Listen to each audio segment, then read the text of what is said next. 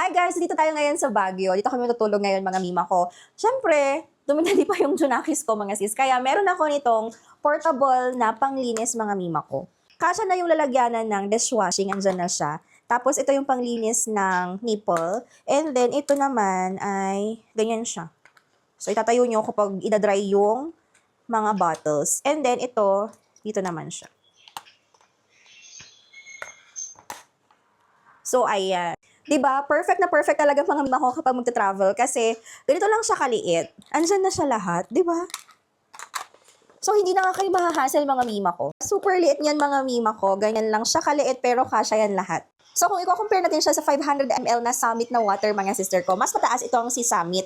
Pero naman mga mima ko, ganito lang naman yan kalaki. Ayan siya, 'di ba? So very portable talaga mga mima ko. Perfect na perfect pang travel. Kung may bagets nga kayo, nagmi-milk pa nga, check sa Yellow Basket kasi kinakailangan niyo to. Add to cart at mag-check out na. Bye!